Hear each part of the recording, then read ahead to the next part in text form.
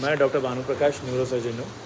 दिमाग में जो कैंसर है वो हमें काट के निकालना पड़ता है, पर जो मनुवात का कैंसर है वो हमें समझा के निकालना पड़ता है, नहीं तो दवाई दे के निकालना पड़ता है, नहीं तो इलेक्ट्रिक शॉक दे के निकालना पड़ता है, नहीं तो उसके लिए भी सर्जरी के लिए तैयार हूँ मैं। पर भगवान बुद्ध ने हमें सत्य बताए थे। तो कितने साल हो गए, जो 3000 साल होने वाले हैं शायद, पर वो सत्य को हम भूल गए, हमारे पुरखों ने भूल गए थे। इसलिए वापस हमारे पुले सर को सत्य शोधक समाज बनाना पड़ा। उसके बाद हमें सत्य संविधान मिला बाबा साहब के थ्रू, पर फिर भी हम उसे अमल नहीं कर पाए। तो अभी मैं बोल रहा हूँ हमें सत्य का युग बनाना चाहिए। क्यों बनाना चाहिए? क्योंकि जो सत्य है उसको पहले हमें समझना चाहिए। हमें सत्य कब समझेगा? जब हम सच्चे बन जाएंगे। हमारी सोच में सच होना चाहिए, हमारी बोल में सच होना चाहिए, हमारे कार्य में सच होना चाहिए। ये कार्य कारण सिद्धांत है जो हमें तंदुरुस्त बनाएगा, हमें कामयाब बनाएगा।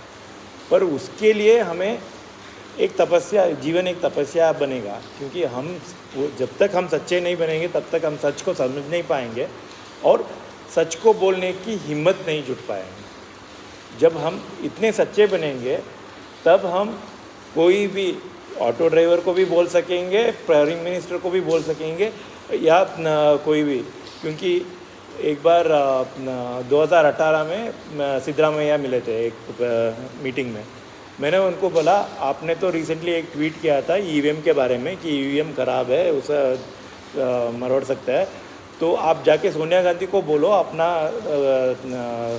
ये कबूल करने के लिए कि उन्होंने गलती किया है, और वो कबूल करेंगे तभी उनका कैंसर ठीक होगा, नहीं तो कैंसर वो दोबारा आएगा, बोला मैंने। उसने नहीं किया। 2020 में दोबारा कैंसर हुआ, 2021 में उसने पार्लियामेंट में चक्कर आके बैठ गई, बाद में वो गोवा गई। तो राजीव गौड़ा को सर को फ़ोन किया, मैंने बोला सर गोवा में एक डॉक्टर है, वो कैंसर का इलाज करते हैं, उनसे इलाज कराने को बोलो। तो क्यों बोला? ताकि उसको सच पता है, अगर वो सच बोलेगी तो ही ईवीएम बंद होगा। तो जब तक वो सच बोलेगी तब तक उसको ज़िंदा रहना है, तब तक उसको कैंसर का कर्म भुगतना है। तो ऐसा सच हम देखिए, डॉक्टर होने के नाते मैं जब बोलता हूँ बीमारी तुम्हारा कर्म है। एक पुलिस ऑफिसर आया था मेरे पास, वो बोल रहा था कि मेरा पीठ दर्द है। मैंने बोला लॉकडाउन में कितने लोगों को मारा? बहुत लोगों को मारा, वही कर्म है। नहीं, ऐसे हमें मतलब स्ट्रांग बनना चाहिए। हमें इतना मतलब जब हम ऐसे बोलना शुरू करेंगे तब बदलाव शुरू होगा। नहीं तो जब तक हम में ही होश नहीं है, हम बुज़दिल बन जाएंगे तो हम कुछ भी नहीं कर पाएंगे। और मतलब मैं तो अहिंसा पे ज़्यादा निर्भर करता हूँ।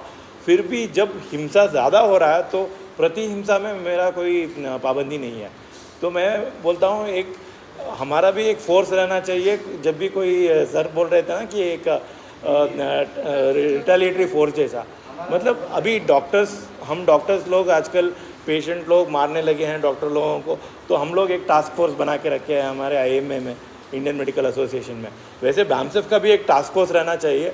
जब भी कोई फ़ोन उठाया कि बोला कि इधर कोई लफड़ा कर रहा है तो जाके उसको बंद करें एटलीस्ट। मतलब और हमने नागपुर में गिराव किया।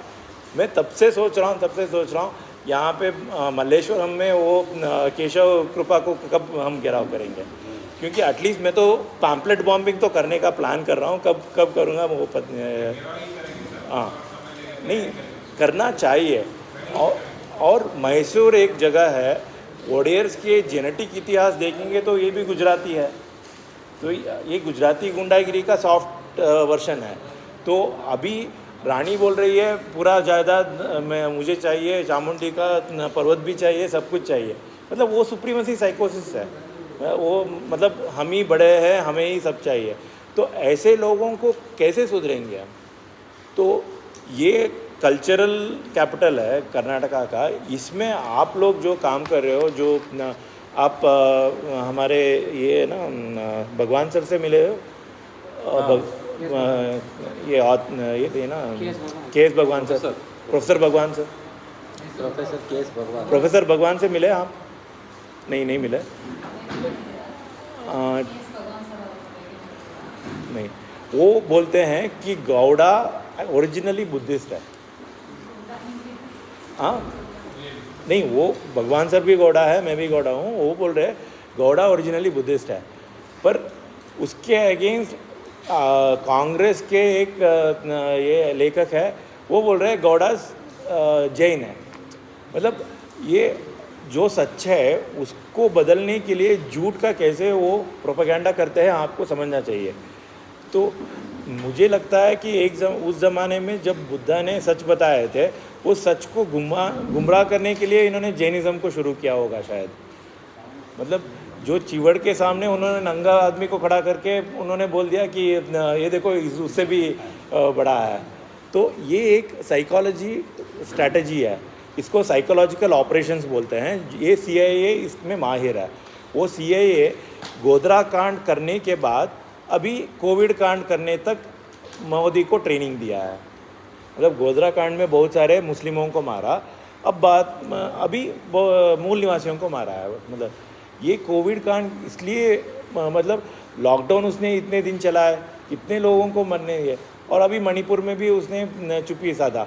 तो ऐसे साइकोलॉजिस्ट को कैसे हम टोकेंगे?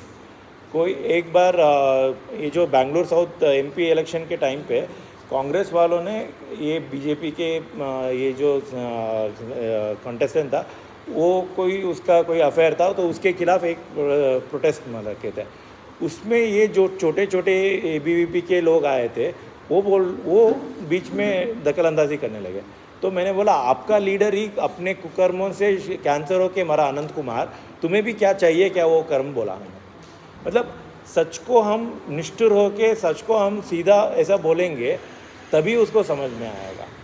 तो वो हौसला हमें बनाना चाहिए। तो जब तक हम इतना हौसला बनाएंगे, वो इजी नहीं है। अभी मुझे कॉरपोरेट हॉस्पिटल में काम करने नहीं दे रहा, क्योंकि ये जो मेडिकल में गुलामी है उसमें एक क्रेडिट पॉइंट्स है, और हमारा रजिस्ट्रेशन रिन्यूअल, उसके अगेंस्ट भी मैंने 2016 से मैं लड़ रहा हूँ। और उसके बाद अभी कोविड के इसमें भी मैंने इंजेक्शन्स के अगेंस्ट लड़ा था। तो अभी बोल रहे हैं कॉर्पोरेट हॉस्पिटल, मतलब जहाँ पे इंश्योरेंस के पेशेंट होते हैं, तो वहाँ पे मैं एडमिट ही नहीं कर पा रहा हूँ, मैं अपने नाम में ऑपरेट नहीं कर पा रहा हूँ। तो वो ऐसा बनाएंगे कि हमारा पैसा कम हो, हमारा काम कम हो, हमारी ज़िंदगी बहुत दुख में हो। मेरे ऊपर 5 FIR है, 4 बेल ले चुका हूँ, और एक बार अरेस्ट हो चुका हूँ। अरेस्ट होके BP बढ़ गया, एडमिट होके बेल लिया मैंने। तो और अभी भी किसी ने बोला ना कि BAMSF वालों को कोई टच नहीं करता है, ऐसा नहीं। मैं शायद वो समझते नहीं कि मैं BAMSF का हूँ, नहीं। फिर भी ये सब झेलने पर भी फिर भी मैं हूँ। क्यों? मुझे पता है उसमें मुझे पुण्य का काम है, उसमें मुझे मेरे सेहत का काम है, मेरे परिवार के सेहत के लिए वो पुण्य चाहिए, मेरे समाज की सेहत के लिए चाहिए, और पूरी दुनिया की मानवता की सेहत के लिए चाहिए। तो जब हम अपने बड़े गोल को समझेंगे, तब हम छोटे छोटे सक्सेस को समझेंगे। जो भी ये कौन सा म्यूनसिपल वार्ड का कंटेस्टेंट था बीजेपी वाला, वो बोल रहा था कि मैं पैसा दे के बिना जीत जाऊंगा। उसने 5 करोड़ रुपए खर्चा किया, वो हमारा सक्सेस है। मैं जीता नहीं, फिर भी वो 5 करोड़ गरीब लोगों में बांटा गया ना। गरीब तो या 6 लाख लोगों के बीच में बांटा गया, वो मेरा सक्सेस है। और अभी MLC इलेक्शन में उसने तो 1,500 रुपये का एक डिनर सेट में वोटर रजिस्ट्रेशन के टाइम पे ही दे चुका था। वो सोच रहा था मैं अपने लोगों को वोटर रजिस्ट्रेशन कर चुका हूँ, तो मैं बिना खर्चे किए मैं जीत सकता हूँ। फिर भी उसने 10,000 रुपये दिए, गिफ्ट दिए, और ये सब दिए। इसका मतलब है उसने हेरा फेरी से जीता होगा, पर फिर भी मेरा भी जीत है कि उतना पैसा लोगों तक गया। तो वैसा हम सोच के हम अपना हौसला बनाए रख के आगे जाना चाहिए।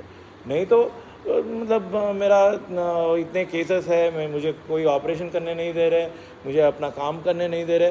पेशेंट लोगों में बहुत सारे मतलब उन्होंने अफवाह फैला रखा है कि मैं ब्राह्मण के अगेंस्ट हूँ, मैं सोसाइटी के अगेंस्ट हूँ, मैं इसके अगेंस्ट हूँ। और यहाँ तक कि मैं इंडियन मेडिकल एसोसिएशन का एक बैंगलोर साउथ का सेक्रेटरी हूँ। मैंने जो व्हाट्सएप ग्रुप क्रिएट किया हमारे बैंगलोर साउथ इसमें, उस ग्रुप से मुझे ही निकालते हैं। सेक्रेटरी को ही निकाल दिया। हाँ, और कर्नाटका के पूरे सारे ब्रांचेस के प्रेसिडेंट सेक्रेटरी ग्रुप में अभी तक 3 साल से नहीं डाला उन्होंने, क्योंकि मैंने बीजेपी और मोदी के अगेंस्ट बात करना शुरू किया। मैं एक हफ्ता पहले मैं जाके हमारे आईएमए प्रेसिडेंट को बोला, अगर वापस नहीं डाल रहे हैं तो कर्म का फल आपको भी मिलेगा, बोल के आया हूँ मैं मुँह पे। और ऐसे हम निडर होके जब तक हम बात करना नहीं शुरू करेंगे तब तक कोई सुधार नहीं होगा। तब तक ऐसे ही ड्रामेबाजी भाषण चलते रहेंगे और समाज वैसे का वैसा ही रहेगा। और बाद में एक और टोच देंगे, उसमें बुद्धिस्ट ही मरेंगे, उसमें मूल निवासी ही मरेंगे, उसमें बाद में बामसेफी मरेंगे, वैसा भी एक वायरस बना देंगे। तो उसके पहले अभी यहाँ तक आ चुका है, डूबना है तो डूबो, नहीं तो लड़ना है तो लड़ो, बस इतना ही बोलूँ।